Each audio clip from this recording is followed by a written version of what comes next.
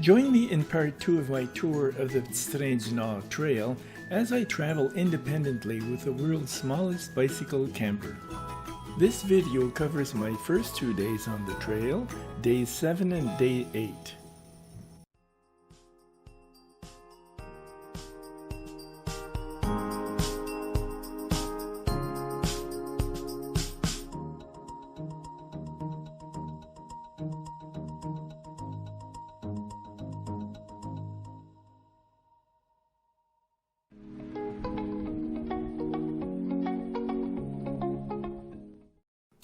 When you're traveling by bicycle during a global pandemic, when most campgrounds decide to close their bathroom facilities, you don't choose your campgrounds on the basis of their aesthetics or the quality of their facilities. You take what you can get, and you get whatever is available. Well, last night was very cold, 12 degrees, and I've not dressed for this because when I was planning my trip, I was planning for very hot weather because July had been very hot. We were in a hot spell at the time when I was packing my clothing for this trip, and I didn't pack enough warm clothes. So I decided yesterday when I arrived at Manitou campground that I would stay for 2 nights, and that today I'm going to go to Mont-Laurier and do a little bit of shopping, buy additional groceries. And while I'm there, I'm going to look around, and it'll give me the chance to do the first, or rather the northern part, about 10 kilometers of the Petit Nord Trail. So follow me, we'll keep on going.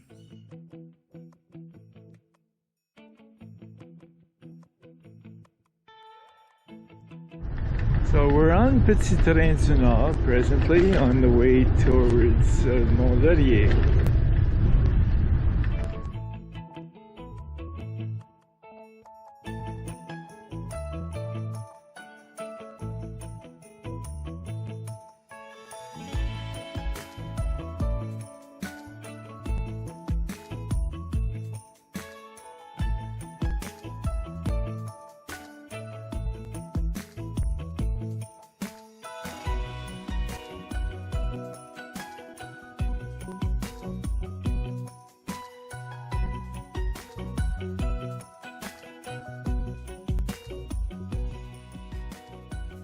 Here we have a rest stop, one of the many rest stops along the linear pathway.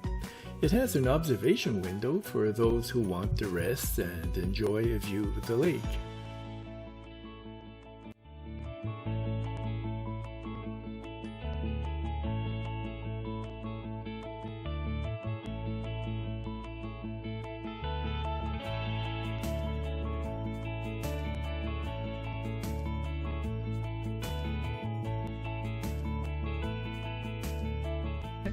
And there's an outhouse for those needs.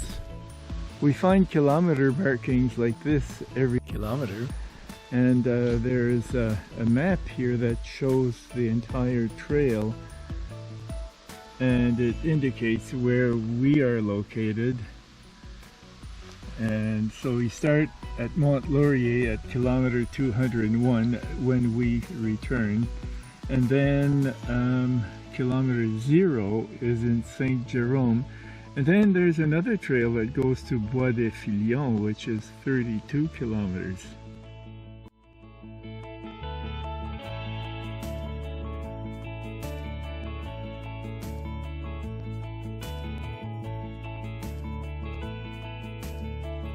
That's the end of the trail ahead, and we're now in Mont-Laurier.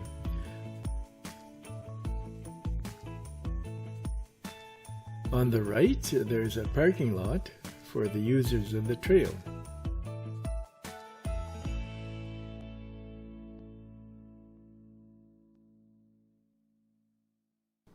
Mont-Laurier, a city of 14,000 people, is known as the capital of the Haute-Laurentides, the High Laurentians. It was populated by European settlers who came here from Sainte-Adèle in 1866, at the current location on the banks of the Lièvre River. Its original name was Rapide de l'Orignal, or Moose Rapid.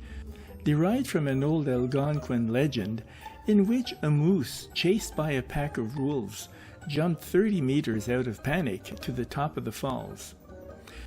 But the colorful name was changed in 1909 to Mont-Laurier to entice Canadian Prime Minister Sir Wilfrid Laurier to bring the Petit Train du Nord Railroad to this town.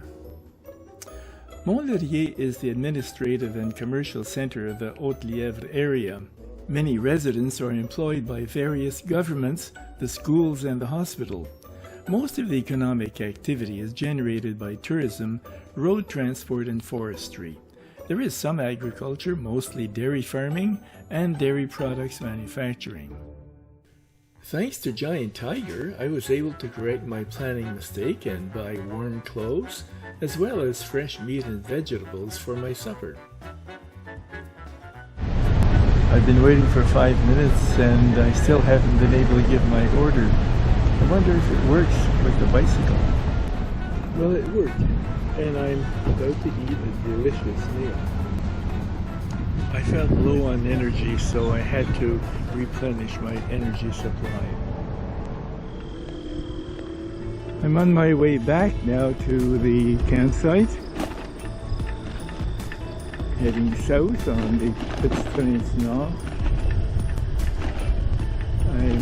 I've reached kilometer 195. When you don't have any salad dressing, a little bit of salt and pepper goes a long way in spicing up your cucumber and tomato salad.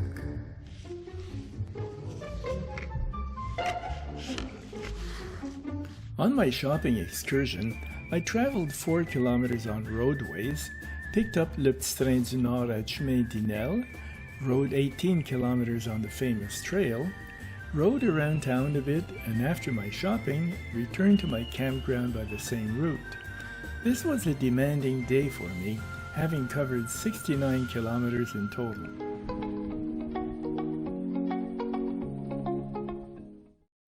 It was 6 degrees this morning. Even though my sleeping bag is only rated for summer and isn't very warm, I was comfortable with the warm clothes I bought yesterday.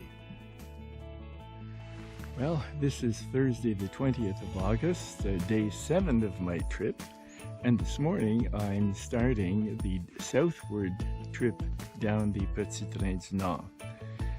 And you know what?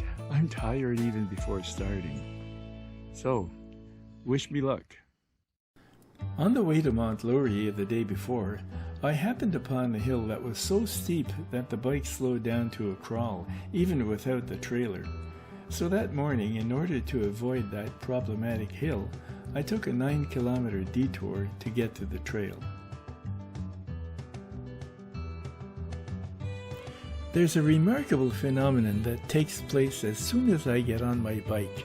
From the moment I start pedaling, all that weariness and fatigue drain away, and I feel a rebound of energy, and I feel euphoric, and the day is wonderful. Then it takes a couple of hours before I gradually get tired again. I think the biological explanation is that the exercise of pedaling increases blood flow to the entire body, and that stimulates the brain to secrete endorphins, a form of opioid, which is great. It means I don't have to worry about being charged with illegal possession of drugs.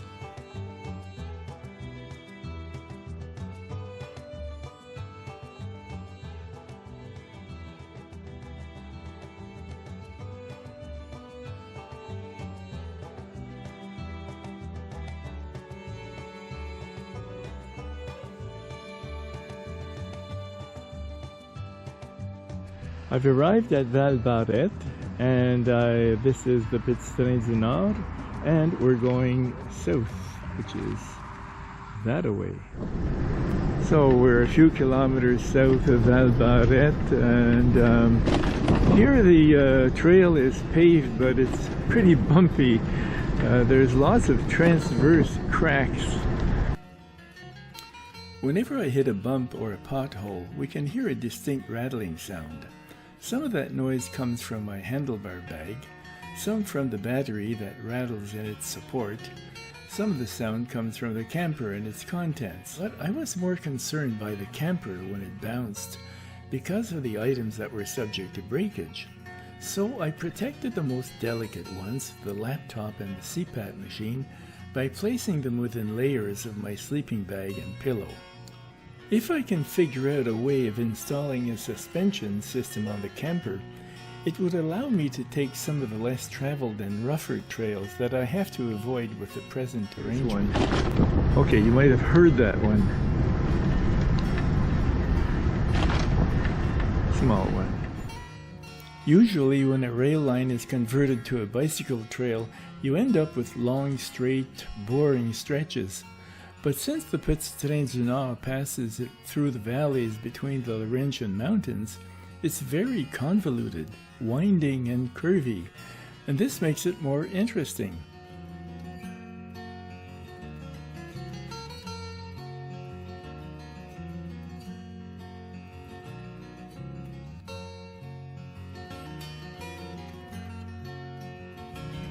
Here's another rest stop.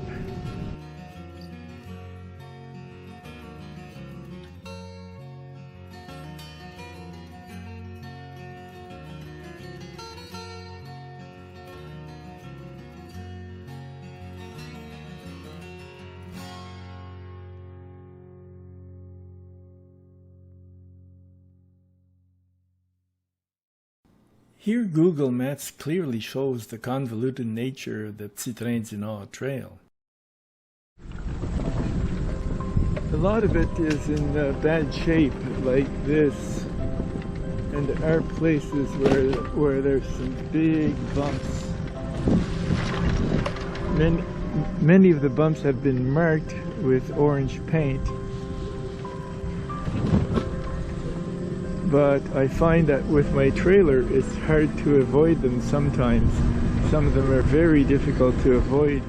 This is something handy that can be useful if you have something or other that breaks down on your bike, a bicycle repair station.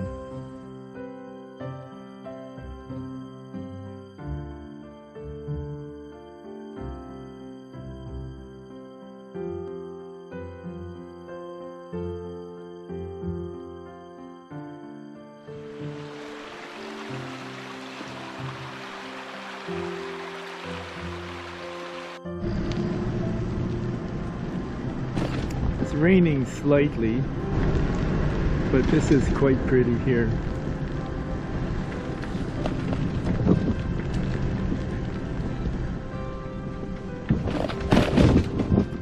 Yeah. I'm holding the camera with one hand and sometimes not paying attention to what's on the surface of the road. This part of the railway was built in swampland. There's swamp on both sides of this railway. I don't know if you can see it through the trees here. But it must have been some challenge building this railway at the time they did that. Bonjour.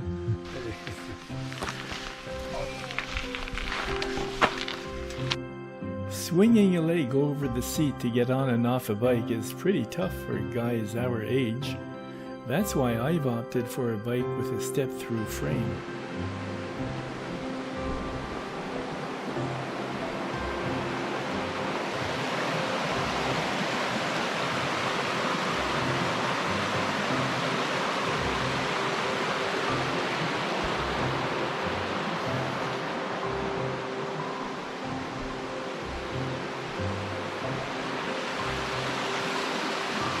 A pretty mountain stream, kilometer 152. I've arrived in Nomineg and am now taking the road to the campground.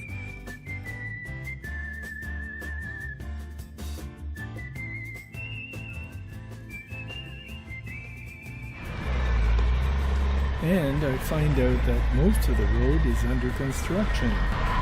Of course, the last bit, which is under construction, has to be done under the rain. Currently, there's a total of about 3 or 4 kilometers of this And then I'll be very close to the campsite.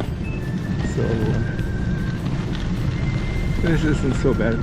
The rain has stopped now, or almost completely stopped. Okay, I've reached my campsite, and it doesn't have very many trees. It's got these artificial trees on each side, but it does have a hedge at the back. So although there isn't a lot of privacy, under the circumstances, I think it'll have to do. Yeah, and the trailer got a little bit of change of color, and there's definitely a problem here. My box has shifted, and that is because my Velcro here didn't hold. So I'll have to make a few changes to that. Well, I'm at my campsite. I'm all set up, and I set up the red tarp. This is still experimental. I'm trying it for the first time in the rain. I did set it up at home before leaving, and just trying it out to see how it's going to perform. It's not really ideal because I can't stand up underneath it. It's not high enough, and if I make the poles higher, which I tried, then the rain can come in. There's more chance of rain blowing in from the sides. So I'll have to give some more thought. Try to figure, this is what it looks like. This is what I look like now. I'm really beat.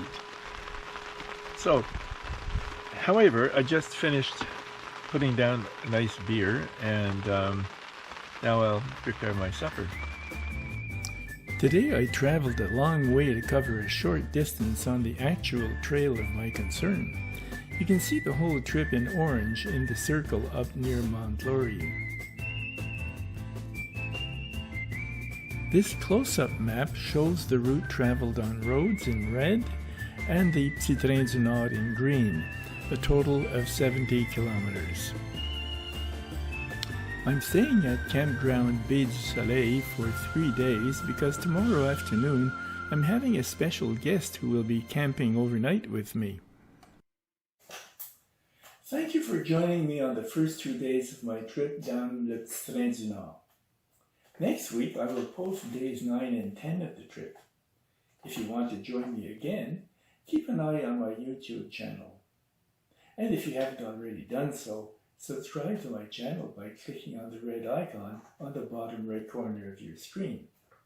Should you wish information on electric bicycles or bicycle campers, or should you wish to buy one of my books on sailing, go to my website www.robertberrio.com.